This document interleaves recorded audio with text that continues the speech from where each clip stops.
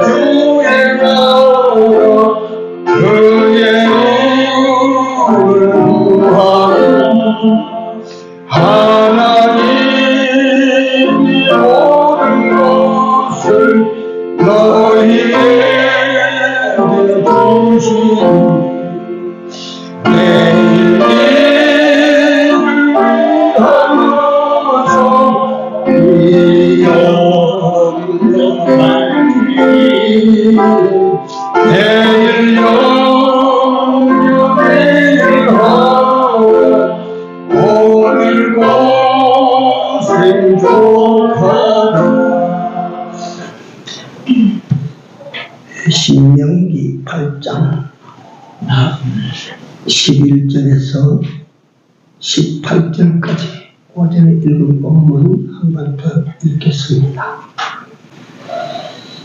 내가 오늘날 네게 명하는 여호와의 명령과 법도와 규례를 지키지 아니하고 내 하나님 여호와를 잊어버리게 되지 않도록 삼갈지어다.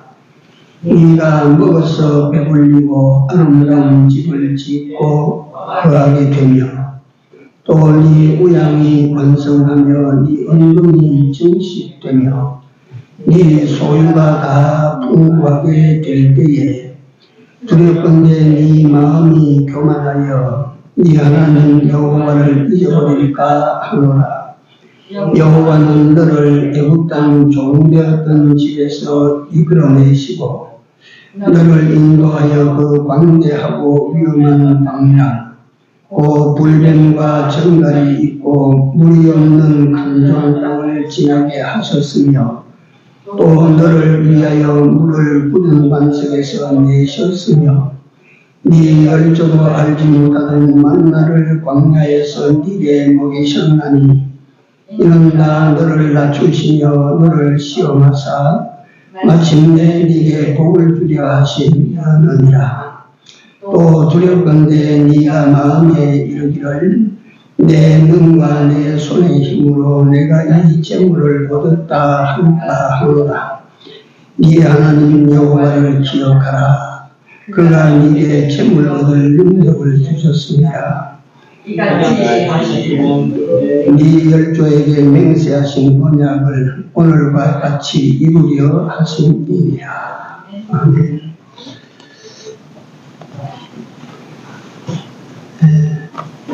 신명기 16장 1절에서 17절에 3대 절기에 대해서 하나님께서 길게 말씀하신 장이 나옵니다. 그 중에 13절에서 15절에 보면 초막절을 지키는 법도에 대해서 말씀하십니다. 초막절을 지키는데 16장 13절에 보면 거두어 들인 것을 수장한 후 7일 동안 초막절을 지켜라. 14절에 보면 절기를 지킬 때에는 절기를 지키는 법에 대해서 너와 네 자녀와 네 노비와 성중에 거하는 레위인과 객과 고아와 과부가 함께 연락하되, 여기 연락한다고 하는 말은 잔치, 연자, 절기를 낙자입니다. 그러니까 서로 연락하는 게 아니고 잔치를 열어서 서로 즐겁게 그렇게 하는 연락. 그 다음에 15절에 보면 여호와께서 택하신 곳에서 7일 동안 네 하나님 여호와 앞에서 절기를 지키고 네 하나님 여호와께서 네 모든 물산과 네 손을 댄 모든 일에 복 주실 것을 인하여 온전히 즐거워할지니라. 즐거워하지니라. 요거는 두 가지 지금 신명기에서 이스라엘 백성들에게 하나님께서 명령하십니다. 하나는 뭐냐면 네가 지금까지 쭉 입고 받아온 은혜를 네가 기억하고 감사로 절기를 지키라는 것이고, 또 하나는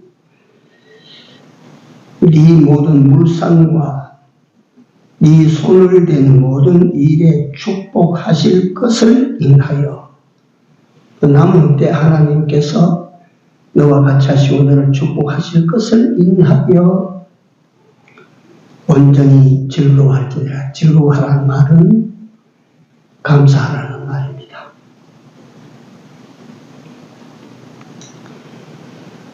이 절기, 초막절의 절기 이름에 대해서 이게 우리 말로는 추수감사절이고 미국에서는 땡스기빙 데이라고 해서 감사절이다 이렇게 말을 하는데, 미국에는 모두가 다 기독교인들이라서 그렇기도 하겠지만 아브라함 링컨 때 이 초창기부터 내려온 이 감사 행사를 조지 워싱턴이 초대 대통령 조지 워싱턴이 공포를 하고 그때까지 내려와서 16대인가 10월 16대 미국의 아브라함 링컨 대통령이 이걸 갖다 국가 공휴일로 선포를 했습니다. 이게 국가 공휴일이 됐어요. 그래서 이걸 갖다가 우리는 추수감사 예배 이래 나가지만 미국에서는 페스티벌이라 축제라 축제. 얼마나 다른지 모릅니다. 글자 하나를 가지고. 근데 요 용어를, 초막절의 용어를 히브리어로는 모에드입니다. 모에드. 모에드라고 하는 이 단어의 뜻이 무엇이냐 하면 사람이 하나님과 만남이라는 뜻입니다. 그러니까 이 절기는 멀리 있던 하나님과 인간이 만나는 이런 날이라 이 말이에요. 이게 지금 미국식 주수감사절 행위는 이 성경과는 다른 것입니다.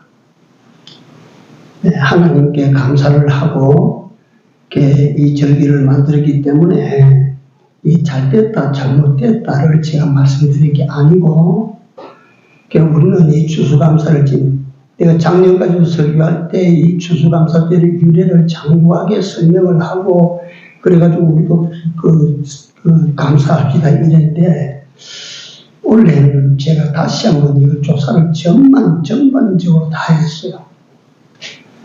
그래 보니까 이게 성경과 괴리 현상이 있구나. 성경적인 절기를 그들이 지키는 것이 아니로구나. 그래서 우리는 성경으로 돌아가야 됩니다. 성경으로. 내가 어디까지든지 옳아서 내가 옳은 줄 알고 이래 갔지만 그것이 성경적인 길이 아니라고 할 때는 아무리 그게 많은 투자를 하고 많은 값을 지불했다 할지라도, 돌아서면 어떤 것 손해가 온다 할지라도 우리는 돌아서야 돼요. 그에 따라가면 안 되는 거거든.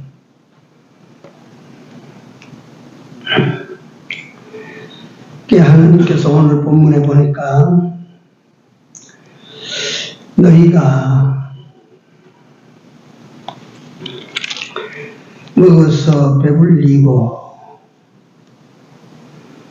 아름다운 집을 짓고 거하게 되며 또 네 우양이 번성하며 네 은금이 증식되며 네 소유가 다 풍부하게 될 때에 그때가 두려울 때다. 뭐에 두렵냐면 네 마음이 너 자신도 모르게 교만해지기 때문이다. 교만은 패망의 선봉이라고 했습니다. 잠언서에. 교만하게 되기 때문에 교만하게 이 하나님 여호와를 잊어버린다. 그렇게 되는 거예요. 우리 인생은 이 깊은 곳에 부패성이 아직 남아있어요. 타락적 요소들이 남아있기 때문에 제가 이 문제를 가지고 잠깐만 우리 현 상황을 설명을 좀 드리고 싶어서 그래요. 하나님께서 신명기 8장에 예언적 경고입니다. 이것이. 오늘 오고 오는 세대에도 이렇게 해서 하나님과 사람 사이가 괴리 현상이 일어나고 불행한 일들이 여기서 나타나게 된다.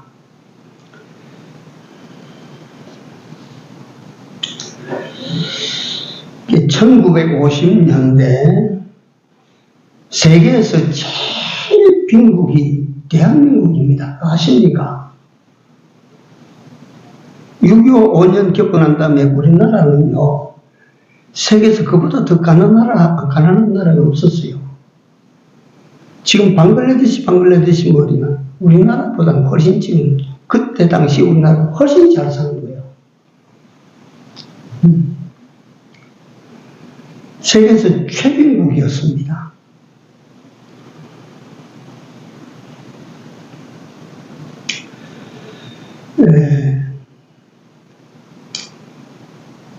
이 빈국, 국가적으로 일어설 수 없는 이런 상황에 빠질 때에 성장하는 것이 있었어요. 그게 교회입니다. 신기하지요? 그래서 교회는 또는 개인적인 신앙은 불행을 먹고 자란답니다. 가난을 먹고 자란답니다. 고난을 먹고 자란답니다. 그때 우리 한국 교회들이 일어납니다. 하나님밖에 의지할 데가 없고 하나님만을 바라볼 수밖에 없는 그런 세상이 되어졌다. 그러니까 그때 교회가 막 이렇게 분화해서 일어나기 시작했죠. 네. 요즘 같은 대형 교회가 그때는 없었어요. 서울에서 가장 큰 교회가 연동교회였는데 그 당시에 연동교회 300명, 400명 노래만 했대요. 이렇게 이 교회들이 말이지 자라는 거예요.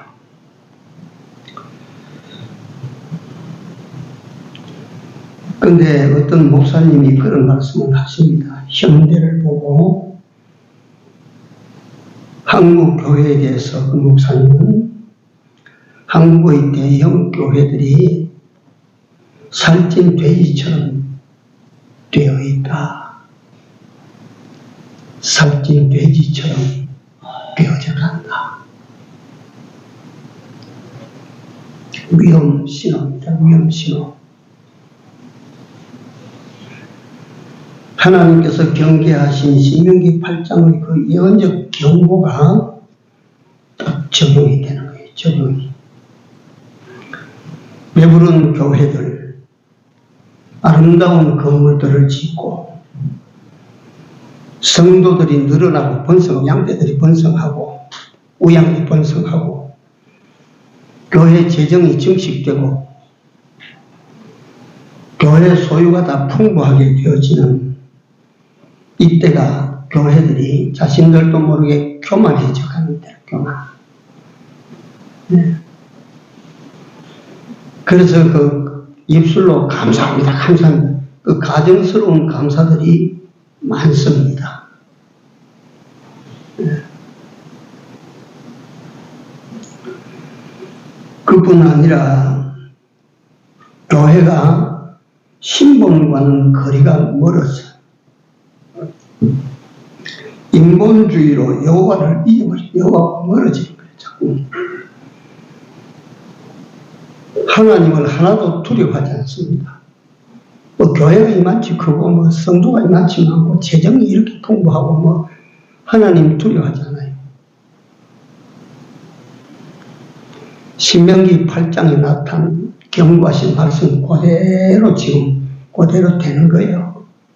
이게 내가 지어내는 것도 아니고 그렇게 억지로 경강부회로 꿰다 맞춘 것도 아니고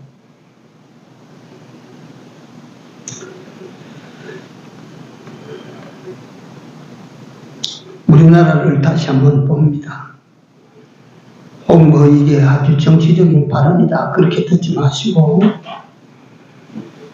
우리나라 6.25로 말미암아 다 부서지고 다 망가졌어요. 나 어릴 때 그래서 구제품 많이 들어왔어요. 제가 사는 곳에.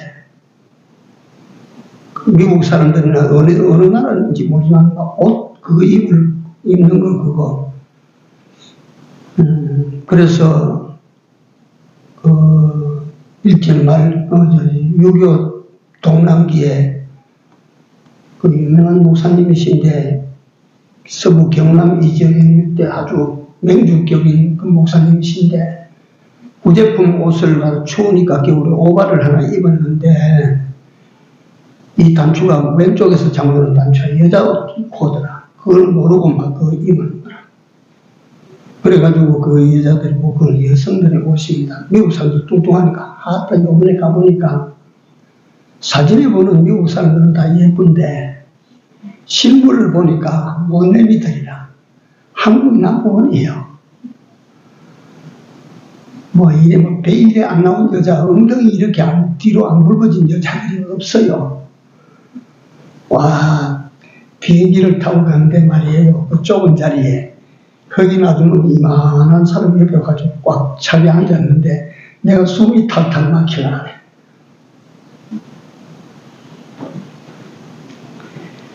예. 그런 사람들이 입던 옷이니까 구제품 들어오니까 이분이 쑥 들어가니까 입은 거지요. 그리고 아마 우리 장로님들은 아실 거예요. 우리 그 당시 국민학교 때 그 우리 영양도움답고 그 가난해서 말이지 음식을 잘 못 먹으니까 몸이 쇠약해진다고 해서 미국산 분유가 들어와서 분유. 그 분유는 지방을 안 뺀 분유였어요. 그래서 그걸 많이 먹으면 설사를 해요. 설사. 그걸 학교에 가져와서 가마솥 이런 데다 막 끓이는데 끓여가지고 점심시간에 한 바가지씩 떠서 말이지 이런 그릇에 주지 않습니까? 이걸 갖다가 먹어본 사람들은 이해하겠지만 그 우유를 끓일 때 바닥을 잘못 긁어주니까 밑바닥 눌어 터져서 탄내가 풀풀 나는 우유를 그때 그래 마셨고, 또 그 끓여주는 것이 이제 힘이 드니까 분유를 그냥 갈라줬어요.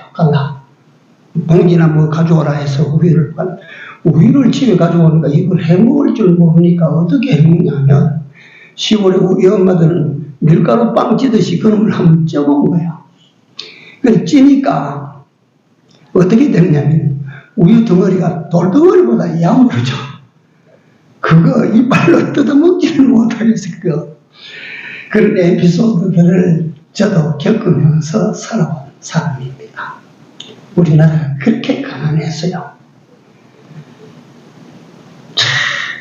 그 가난할 때는 신앙인들이 하나님을 안 잊어버렸어요.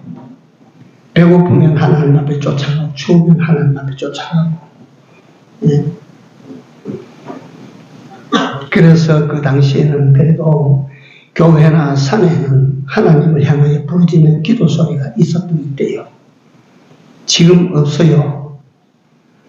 제가 저기 있을 때 청계산에 가면 기도하는 사람 숫자가 3분의 1로 줄어버렸어요. 기도하러 안 와요.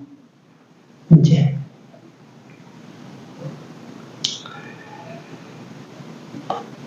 세상의 극빈 시대에 이런 토양에서 교회는 자라간다. 참 불가사의 같은 이야기야. 하나님께서 이 땅에 복을 주셨는데, 그러니까 교회가 너라고 복을 주셨는데 나는 그래요. 누가 뭐라고 해도 나는 박정희라고 하는 한 인물에 대해서는 부정하지 않습니다. 그렇게 상극처럼 싸웠던 김대중 씨가 대통령이 된 후에 박정희 시대, 그 시대는 그럴 수밖에 없었다. 인정을 했죠. 네. 지금도 철도 영도 모르는 사람들 와서 박정희 독재라 말하는데 참 한심하거든요. 김영삼이라는 사람은 민주화의 기수라고 자칭하지 않아요. 그 민주화 잘 시킨 사람, 민주화 잘하는 사람이 대통령이 돼가지고 국가 망쳐놨잖아요. IMF 불러들이고.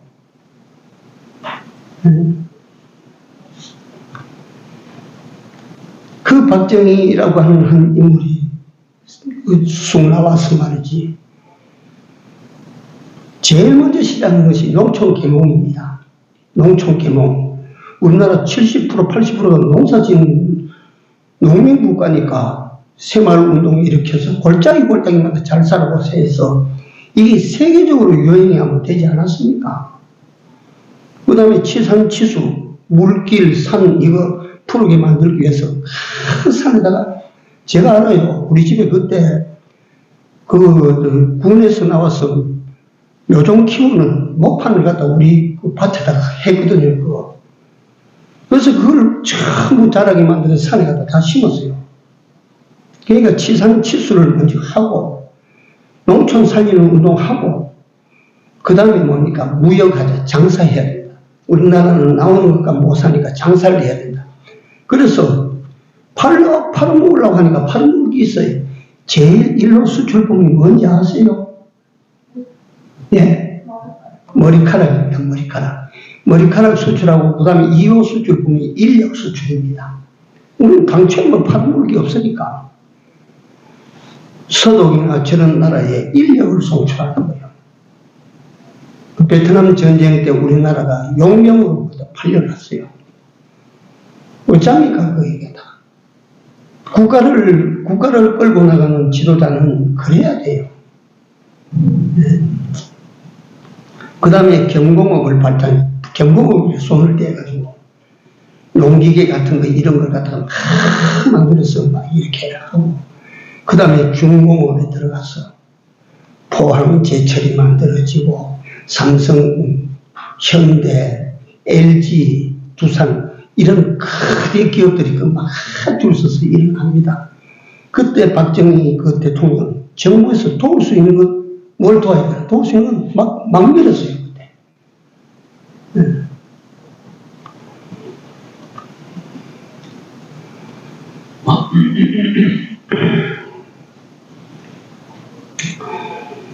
그래서 이 국토 면적이, 우리나라 남한의 국토 면적이 요번에 가보니까 그 아이가 있는 텍사스주가 이 남한의 7배랍니다. 7배. 한 주가. 우리나라 국토 면적이 세계에서 120번째입니다. 작다 그 말이요. 그런 나라인데 경제로는 세계 10등입니다. 세계 10등. 10대 경제 강국이에요. 이렇게 만들어놨어요. 이렇게. 요번에 내가 가니까 참 속으로 내가 통쾌합니다. 외국에서 미국에 현지 공장을 차리고 들어온 사람들은 공장 건설부터 시작해서 자국 인력을 못 가지고 들어오는 거예요. 미국 사람 써라요. 근데 그 미국 사람 쓰는데 어떠냐 하면 내 아들 말을 무식하게 그대로 한국이 돌대가리들이라, 돌대가리들. 그러니까 그 아들이 그럽니다. 우리 한국 사람들, 한국 인력 정말 세계에서 넘버원입니다. 제일 잘합니다. 우수합니다. 한국 사람들은. 네. 그래요.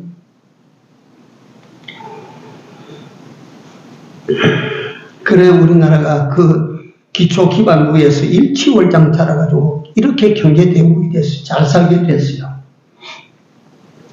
잘 살게 되니까 이제 어떤 목사님의 표현대로 교회들이 살찐 돼지처럼 되는 거예요. 이제.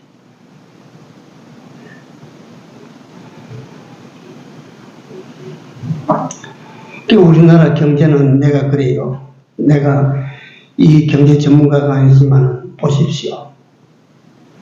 중공업, 선박, 조선, 자동차,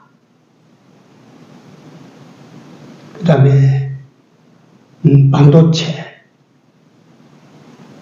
뭐 우리나라가 세계적인 어떤 이 이름을 가지고 있는 기업들이 얼마나 많습니까? 최고의 요새는 방위산업체까지, 방산까지 세계 최고 수준에 이르렀어요. 우리나라 무기가 불티나처럼 팔리는 거 아시죠? 네. 거기다가 우리나라 문화, 케이팝, 이거 참 우리가 자랑스럽게 밀어야 돼, 이거. 미국 가서 내가 아이한테 물어보니까 케이팝이 미국 현지에 실제로 그러나요? 아이고, 말하지 마세요. 그거 미국 그 아이들이 뭐 케이팝 그거를 갖다가 따라하기 위해 가지고 한국말을 배운대, 한국말을. 네.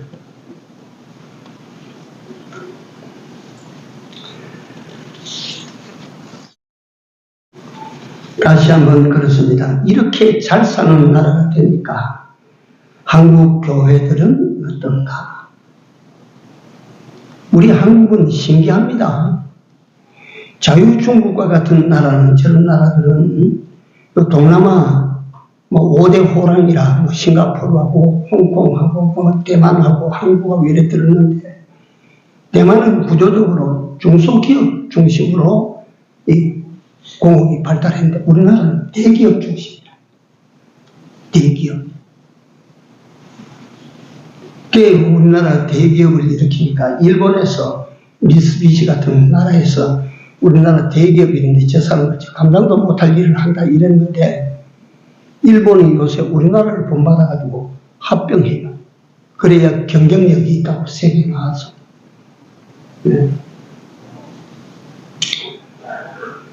그 경제 구조만 그런 것이 아니라 신기하게도 신앙 구조, 교회 구조도 대형 교회 중심으로 우리나라가 지금 종교가 버텨나간다. 대형 교회 중심으로. 이 대형 교회가 염려가 되는 것이라. 뭐 우리 교회가 염려 안 된다고 하는 것은 아닙니다. 그에 따르는 사람들이 분별력이 없어요. 아시겠습니까? 찬송할 때 막 박수 치면 찬송하고 그것이 은혜 생활 잘하는 줄로 그렇게 알아요. 기도할 때 손 들고 몸을 들고 이렇게 기도하는 것이 믿음 생활 잘하는 줄로 그렇게 알아요. 물론 성령께서 역사하시니까 그래 되겠지만, 아멘 아멘 하고 막 고함치고 소리치면 그게 믿음인 줄 알아요.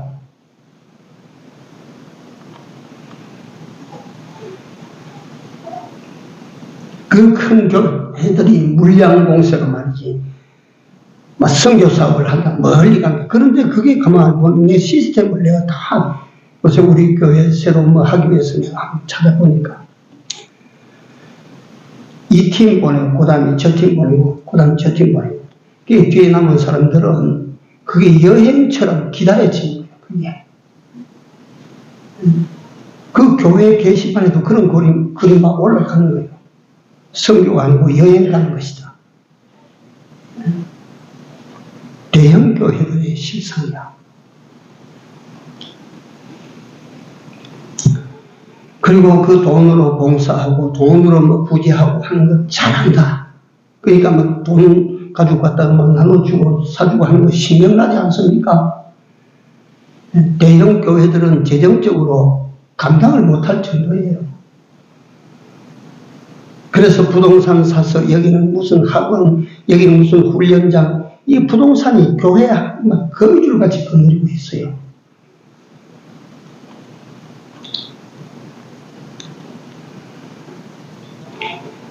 그러니까 그걸 두고 은혜 하는데, 그 은혜의 진이 또한 그게 문제입니다. 고난시대, 정말 우리나라가 겪어온 고난시대 1세대, 2세대들이 다 이제 사라져갑니다. 이제는 고난시대를 알지 못하는 시대가 세상에 나타납니다. 세상을 갖추고 흔듭니다. 고난은요, 고난 같은 스승이 없습니다, 인생에. 고난 당하지 않고 똑똑하게 뭐 하버드 갔다, 뭐 옥스퍼드 갔다, 뭐 그 가서 말이지 내가 박사학위 있다고 하다. 고난 겪지 아니하는 박사학위자, 그 뭐 정치를 맡겨도 못합니다. 안 됩니다.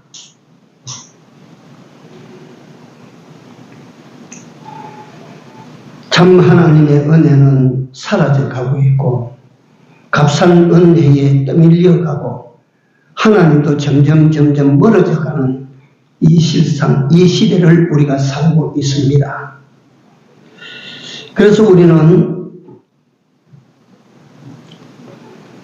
이때에 정신을 차리고 살아 역사하시는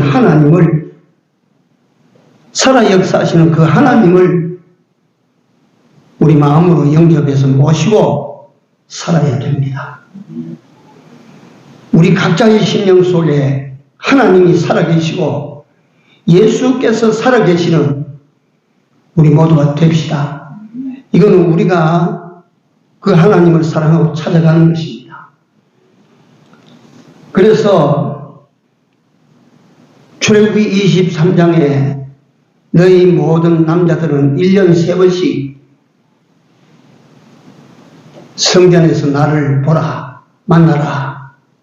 이게 무슨 뜻이겠습니까? 이게 무슨 말씀일까요? 무슨 의도로 그렇게 하셨을까요? 하나님께서 그까지 인간들이 나와서 하나님을 영화롭게 앉아 찬양한다. 그걸로 하나님께서 그걸 바라고 그래 하시겠습니까?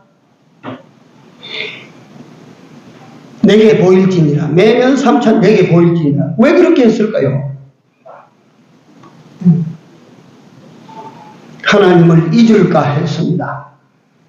하나님의 은혜를 잊을까 해서 그런 거예요.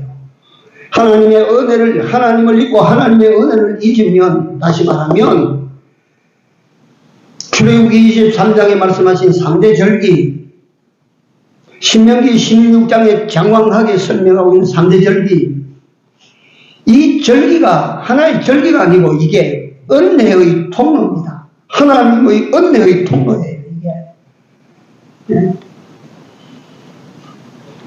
6월절 구원의 은혜, 오순절 하나님의 인도하심의 은혜, 이 초막절 하나님의 보호하심의 은혜, 이 하나님과 만남과 하나님의 은혜의 회복을 위해서 너희 모든 남자들은 1년 3번씩 내게 보일지니라. 하나님께서 당신이 잊혀져 가는 것을 하나님께서 견디시지 못하시고 그 백성들을 사랑하심으로 내게 나오라, 와서 내가 너희에게 입혀주는 그 은혜들을 너희들이 기억해라, 생각해라, 기념해라, 감사해라.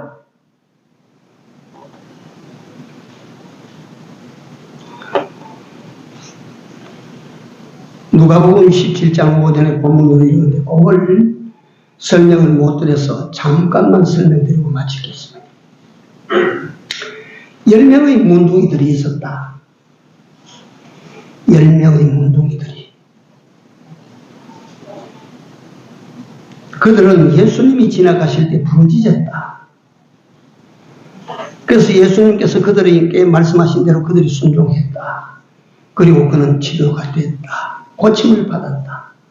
그런데 그 중에 9은 지길로 가버리고 하나만 돌아왔다. 이 사람은 사마리아인이었다. 이런 내용입니다. 내가 보면 예수님에게 나아가면 내 이 문둥병이 치료받는다라고 믿는 믿음이 있었던 사람들이에요.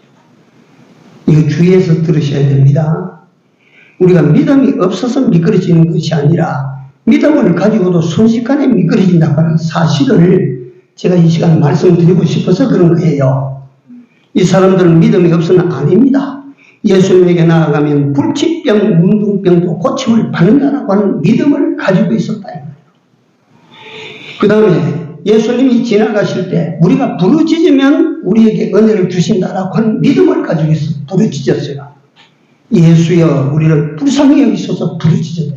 믿음을 가지고 부르짖었다. 믿음의 기도는 병든 자를 고친다. 세 번째, 문둥이 상태지만 예수님께서 명령하실 때 갈 수 없는 제사장에게로 갔다. 이건 뭡니까? 예수님을 믿음으로 순종했다. 믿음으로 순종한 거예요. 자, 이 사람들은 지금까지 봐서 믿음이 있어요, 없어요? 믿음이 있습니다. 믿음이 있어도 적은 믿음이 아닙니다. 큰 믿음을 가지고 있어요. 진짜 믿음을 가지고 있어요. 움직였거든요, 그대로. 이같이 믿음이 좋아도 은혜를 딱 입고 난 다음이라도 그 순간 한순간에 주님을 잊어버린다. 보십시오, 이게. 그 한순간에 주님을 떠나버린다. 보십시오. 이게 오늘 우리에게 주시는 신명기 8장에 너희가 은혜를 잊을까 하노라. 그게 잊을 만한 조건이 와서 그렇게 잊어지는 것이 아닙니다. 순간이에요, 순간.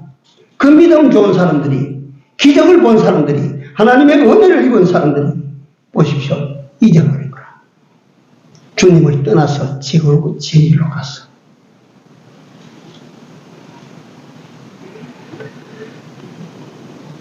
은혜를 잊은 자와 그 은혜를 잊지 못하고 다시금 예수님에게로 돌아온 사람. 비교가 됩니까?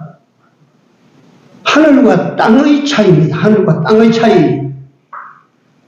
우리가 행여 잘못해서 주님과 멀어지면 이같이 됩니다. 그러나 우리가 잊지 아니하고 주님에게로 힘들어도 주님에게로 다시 찾아 돌아가면 우리는 어떤 사람이 됩니까? 문둥병 고치고 그걸로 만족해서 돌아가는 사람은 지옥 갈까 천국 갈까? 그대로 사라지는 사람들은 지옥 갑니까 천국 갑니까? 그런데 이 한 사람, 사마리아 사람 한 사람이 찾아왔어요.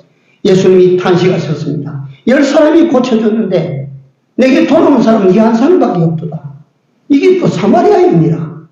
네 믿음이 크다. 네가 구원받았다. 구원이 네게 임한다. 영혼 구원을 받았어요. 보십시오. 이게 감사하기 위하여 다시 찾아온 사람에게 성경은 뭐라고 말합니까? 감사하는 자에게 어떻게 해요? 감사할 것으로 넘치게 해줄 것이다.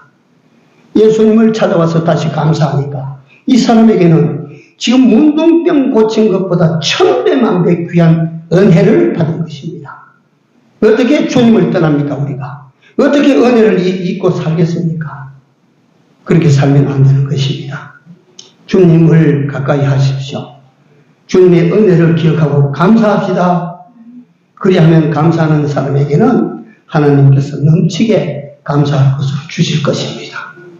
기도합시다. 사랑하시는 우리 아버지 하나님, 하나님께서 염려하신 그 염려가 오늘 이 시대 이 세상에서 전개되고 있는 것을 저희들이 보나이다. 하나님, 시대가 주는 함정, 상황이 주는 틀에 저희들이 잡히지 않기를 기도합니다. 하나님께 더욱 가까이 나아가게 하여 하나님의 은혜의 은혜를 덧입는 복된 저희들로 남은 데를 살아갈 수 있도록 인도하여 주시옵소서. 우리를 사랑하시는 주님, 주를 잊지 말게 하시고 주께서 내게 입혀주신 은혜를 잊지 말게 하시고 남은 삶은 다시 한번 구하오니 감사에서 감사로 풍성한 감사대로 살아가게 하여 주시옵소서. 예수님 이름으로 기도 올리옵나이다. 아멘.